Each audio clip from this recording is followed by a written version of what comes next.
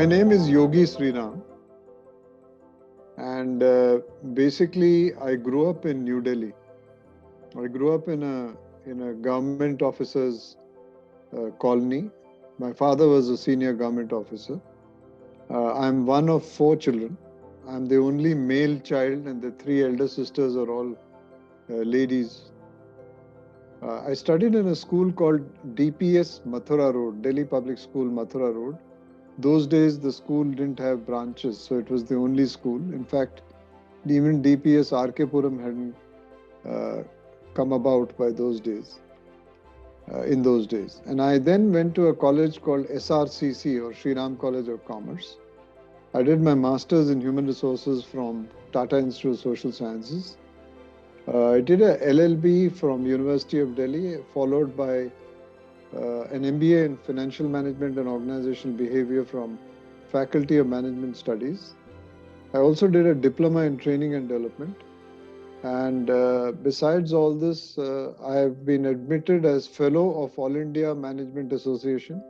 I think I'm the first HR Fellow of All India Management Association, who is from HR domain. Of course, there were many others who were before me. I think there were 20 odd people before me who were conferred as fellows, but I'm the first HR guy, in my opinion, in my knowledge. And in the last about 6 or 7 years, I've been conferred with 2 doctorates. So that's as far as my academics is concerned.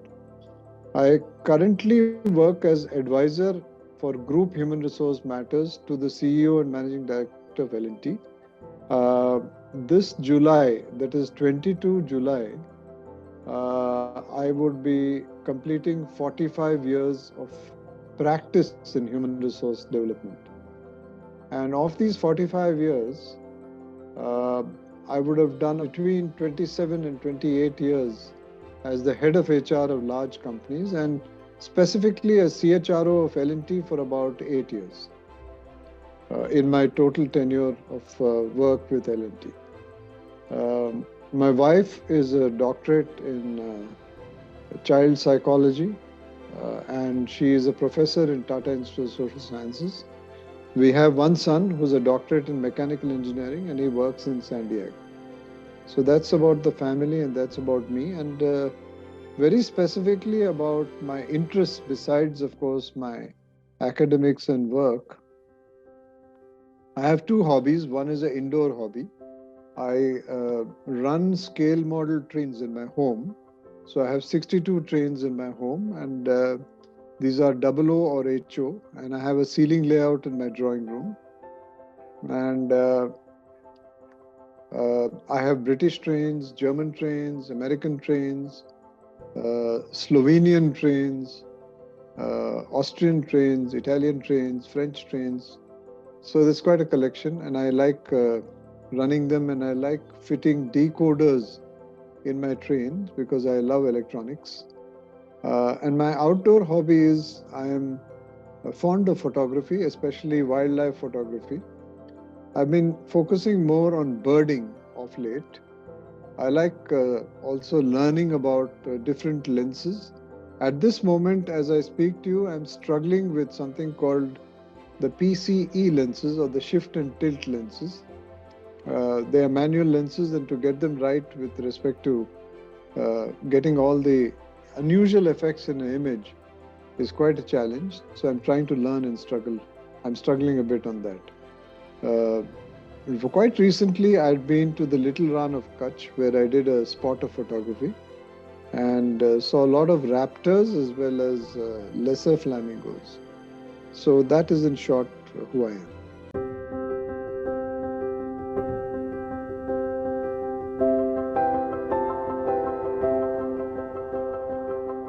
I think the recent development in the world of infections of Omicron, or Omicron as you want to pronounce it, has really left people reflecting and thinking about what they will do as a policy.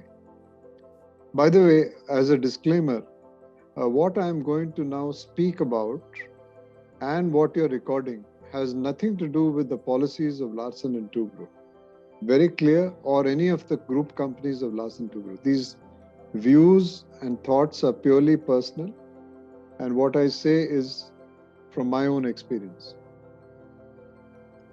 But just to share with you a bouquet of thoughts on the subject, I think the first time we really started thinking about work from home as a viable option to working from office was when COVID-1 happened in India on March of 25th, 2020, when a lockdown was declared in the nation. And there was virtually a paralysis in terms of traffic and in terms of supply chains and in terms of going to offices and so on.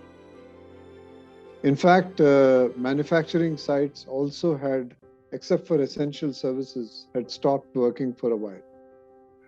So that's when it started. And then almost immediately after it started, there was a lot of discussion on what is the future of work.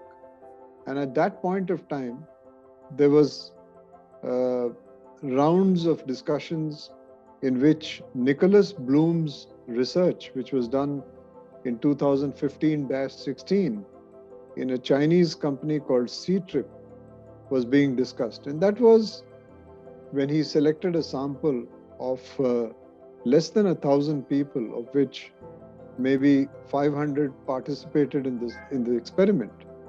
And for the first time, I think in HR, there's a lot of excitement because of this. For the first time, I think in HR, a tool called randomized controlled trials was used, which is statistically a gold standard for establishing whether we can make an inference which is accurate or whether it is a intuitive inference based on what our sixth sense tells us, etc. So this RCT experiment, which was done on people who volunteered, some who volunteered to work from home and some who volunteered to work from office, of this sample of 500, the experiences showed, and the anecdotal as well as the statistical evidence showed, that people felt better working from home and productivity increased by something like 13%. But when people started talking about the experiment more vigorously in 2020, Bloom was quick in issuing a sort of a clarification and in a form of a blog, saying that, guys, don't be mistaken. Work from home is not the panacea for productivity. It's not the panacea of all ills with respect to cost saving and also in terms of, people feeling happy or unhappy or so on. And actually reversed his view about the whole concept of work from home. So this professor from Harvard left us all with very, very detailed information about experiments done on work from home, left us with a lot of thoughts about what is going to happen in the future, possibly, and the repercussions of these. So that's one part of the entire discussion. The other part of the discussion is that companies which said that they will be doing a lot, they will be resorting to work from home, realized over time that homes were small or are small, especially in urban areas such as Mumbai, where you have 1 BHK for people who are beginning life, and it's quite a arduous task to focus on the screen while having a brat pulling away at your shirt lapels, saying, "Please come and play with me," which is very natural. That's what they're supposed to do. A youngster of 3 years. So with all the noise and all the pressure cooker going off, etc., people found that working from home actually is a challenge and were quite undecided about the policies with respect to saving on electricity, saving on water, saving on tea bags and milk and beverages and lunch and stuff.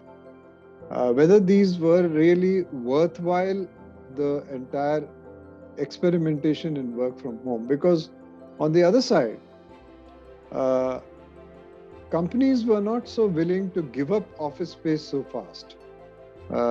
They, of course, were reviewing office space seriously and they did some rationalization. But I don't think it was so drastic that people dropped offices completely and everybody was working from home. So, chapter two of what I'm saying is that employees themselves wanted to get back to work because of the feelings of isolation, homes being small, and companies not being very sure about what HR policy to follow. And also the outcome of this work from home and the hybrid, whether it would be more productive or not. And finally, in my chapter two of what I'm discussing, the big enigma, the big, shall we say, dilemma about what do we do as far as policies are concerned for those who are on the shop floor, who are manufacturing things, who are into essential service production, or who may be into some complex project management. You can't build a statue which is tall or a flyover in your drawing room just to be a little, flippant about it. You can't run a project out of your home. It's very difficult. Therefore, the issue concerning what do people feel when they see a whole lot of others who are working from home in the comfort of their homes, and do managers show solidarity in terms of coming to the office to be with their troops. So, chapter 3 was all about solidarity for even those who were in offices and a sense of bravado that, yes, we will weather the storm, we will make sure that we follow the protocols, but we must go to office so that we show solidarity to our troops who are there in manufacturing and so on. And therefore, the reverse of Ghar Vapsi, which means going back to office, that trend started as chapter 4.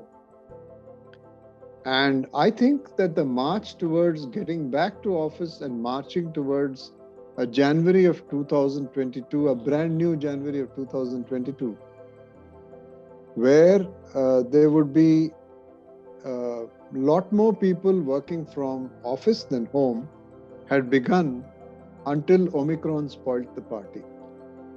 So we now enter chapter 5, which is what is Omicron going to do? There are mixed reports about it, if not mixed up reports about it. The science on Omicron is not yet sure of how this devil is going to look like.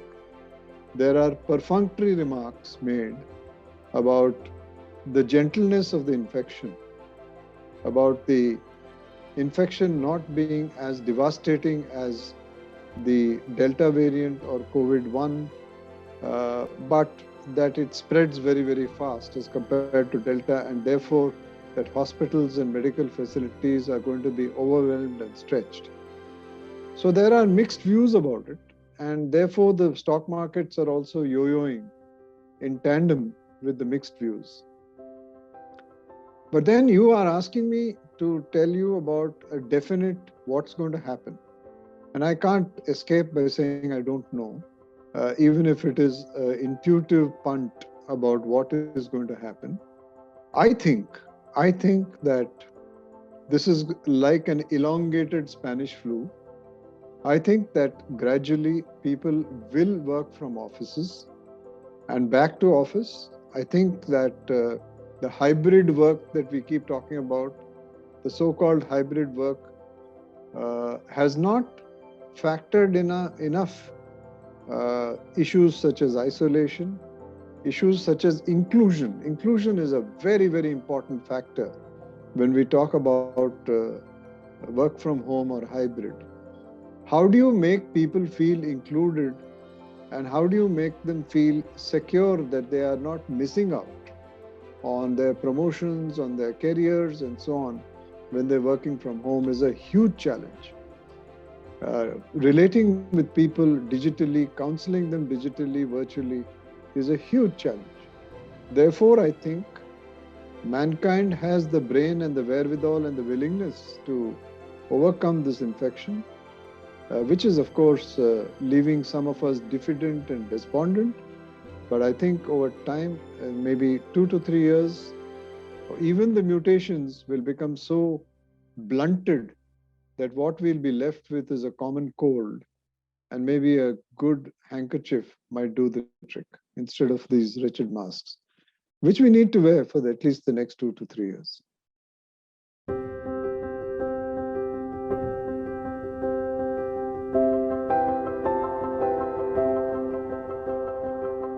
I think L&T has done a magnificent job with respect to learning and development. Specifically, they have introduced a new platform called ATL NXT, which is relatively new, which is a recommendatory platform. They've also tied up with some edutech companies. As you know, we have a separate edutech business. I happen to be on the advisory board, and they are tying together both these very nicely. The inputs and the contents. It looks like people were very, very hungry for learning new things. And I think one of the beautiful things about internet, about YouTube specifically, is that it's a great learning opportunity. So there are many, many edutech companies, including Coursera, Skillsoft, Edurizer, and so many, which offer courses. So one way to connect with people is to make sure that you are giving them an opportunity to learn. And by the way, learning cuts across hierarchy.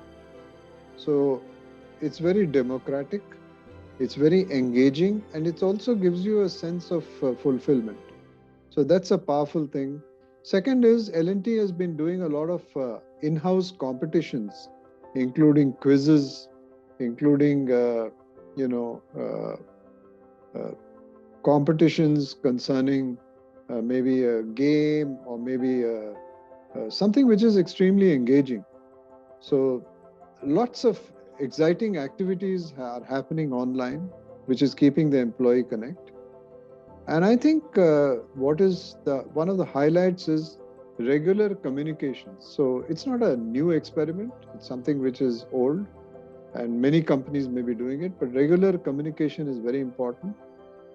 And one of the things that L&T did extremely well was onboarding of more than 1,000 graduate engineers, making them feel included, using a digital platform. The CEO and managing director addressed all of them. The CHRO addressed all of them through the digital platform. A number of directors did that. So that has been an extremely good experiment and a successful experiment, which L&T has done. And finally, I think L&T also had its own share of infections and employees were infected, but the discipline with which the company has been able to vaccinate its people and to insulate them from the from the infection as much as possible has been remarkable. It's a very disciplined company.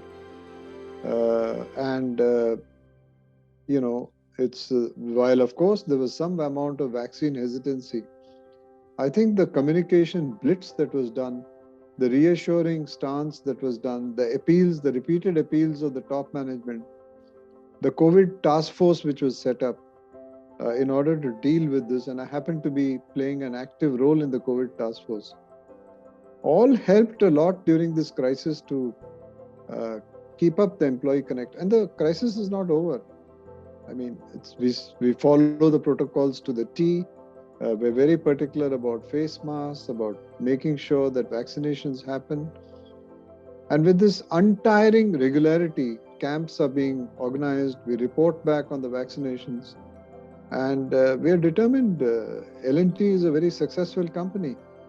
It's a 83-year-old company going on to 84, and we understand success, we understand hard work, and we understand the power of being together. So that's how we have established the Employee Connect.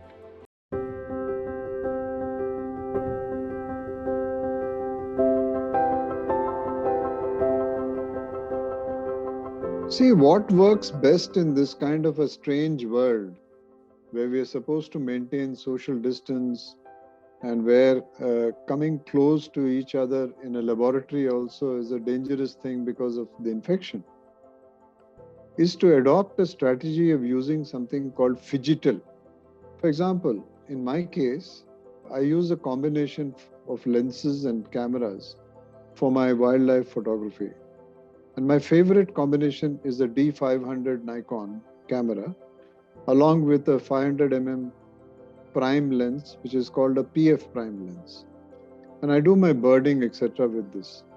But very often I find that the pictures that I'm taking might be and I'll send some of the better ones to you, maybe overexposed or maybe underexposed, or I'm not using the right kind of ISO setting to get the fine, grains or the fine, not grains, but the fine feathers of a bird, a raptor, the wingtips and so on.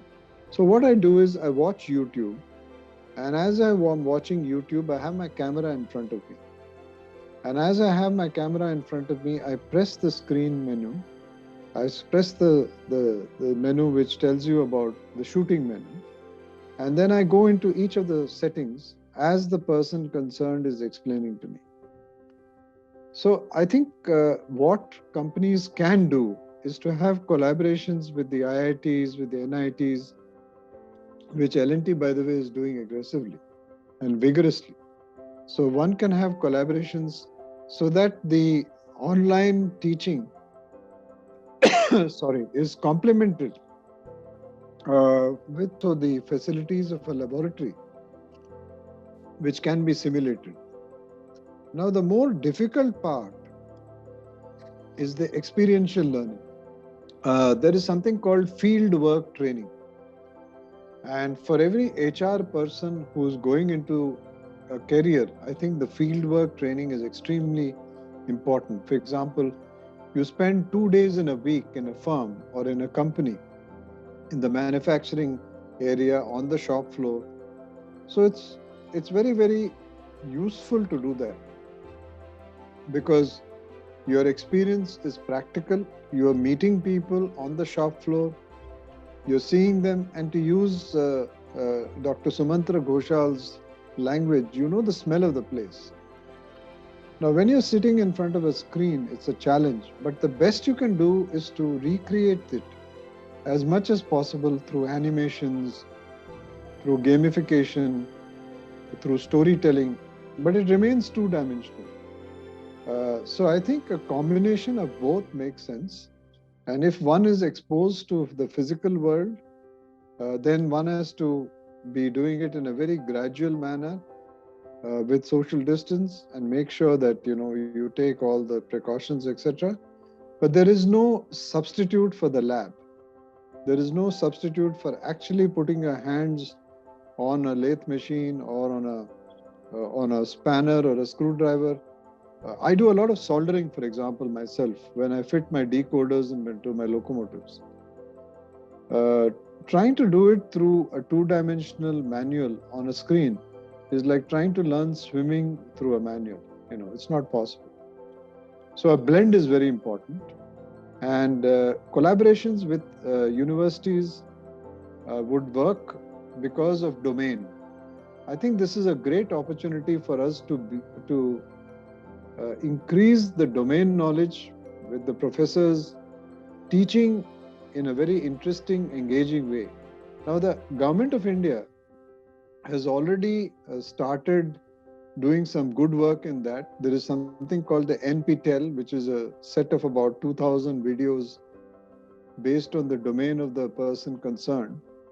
Professors, say, in civil engineering, electrical engineering, mechanical engineering, etc. They are able to offer through the platform content to lecturers and students who want to learn.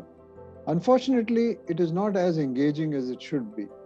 So therefore, L&T EduTech, for example, has done an excellent job in tying up with colleges and engineering colleges particularly, in trying to get content from them and to give back to the students and to give back to faculty this refined content which is put together in a very engaging manner. So that is very, very important for the future, at least for the next 3 years, as I can see. There are going to be different forms of this infection which is going to trouble us, and therefore students will have to be tuned to that kind of working.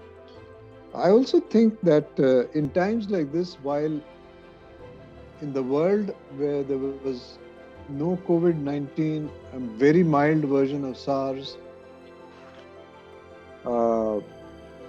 the infrastructure with respect to support through therapists, support through people who would nurture mental health was somewhat scarce. I think in times like this, we need to have a lot more counseling, a lot more reaching out, and therapy is essential, but everybody doesn't need therapy, but everybody might need counseling of one type or the other. The bravest of us all might need to be counseled in times like this about how to cope. There are reasons and reasons for despondency, non-inclusion, what's going to happen to my career, when am I going to go for my next holiday, will I ever be able to travel, can I call people to my home, am I going to live in this bubble throughout my life, what's going to happen to the kids' education. There are questions and questions, Is this going to get me one day? And I think in times like this, it's very important to have companies and academic institutions also thinking about how they can provide a robust infrastructure to deal with the troubled mind. I think many people are going through this. They're silent about it because it's taboo in most societies to talk about it. It's a symbol of bravado to say, oh, I'm fine, But internally you may be burning.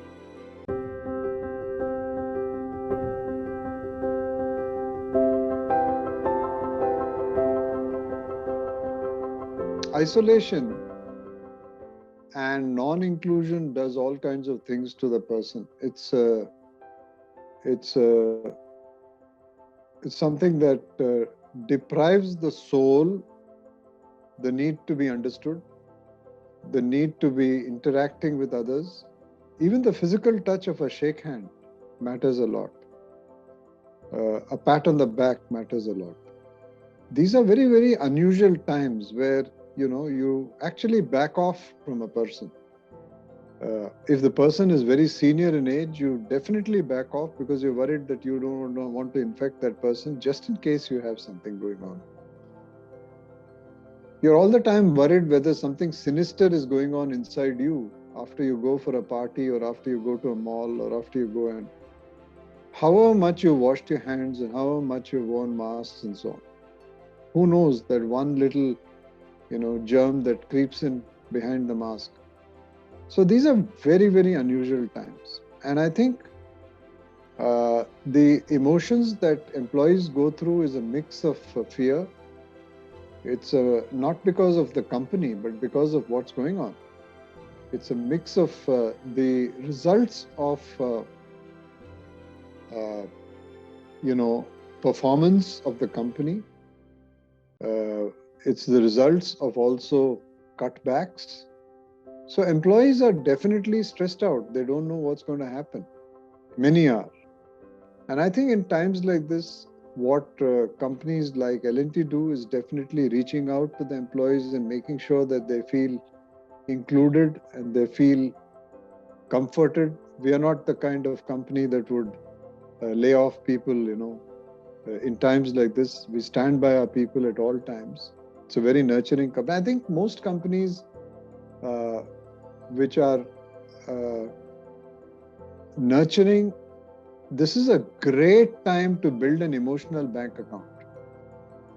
Your balance in terms, just like, when the share market goes down because of COVID-19 or Omicron, people say it's not a bad time to invest.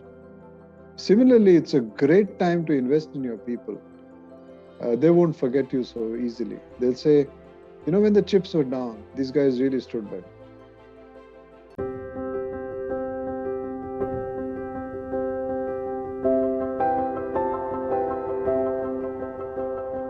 Number one, I think HR deserves a chartered status. HR is a very, very important talent management practice. It's not a fad. Just like doctors practice, lawyers practice, chartered accountants practice, HR deserves to have a chartered status where authentic remarks in an annual general report are published only when a chartered status HR person signs off with respect to governance, compliance, etc., relating to HR processes. These need not be just laws. They could be performance appraisals, developmental centers, they could be learning and development processes.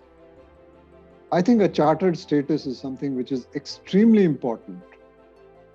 The second is, I wish this function and this domain could attract the brightest academically and scholastically qualified people. Scholastically means the people who are toppers from the IIMs, from the big business schools. Why don't more of them take HR as a practice? Why is it confined to XLRI and TISS where I have graduated from? I don't want to be elitist, or I don't want to be talking about any blue chip institutes.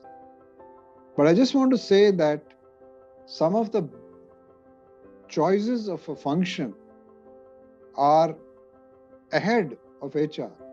Strategy, finance, marketing still continue to be the popular choices. And I find it very, very perplexing because this is such a vast field which stretches your knowledge into almost every facet of life, from soul science to everything that you can think of in terms of understanding people. So I wish this function could attract more scholastically good performing excellence, scholastic excellence. So the toppers, the NIT and the IIT toppers should be coming more and more into HR because it needs quantitative skills. It needs data analysis. It needs a good understanding of math. Now, I'm not saying humanities is bad for HR, but I'm saying that these in the future, the STEM guys would definitely have an advantage. So that's the second change.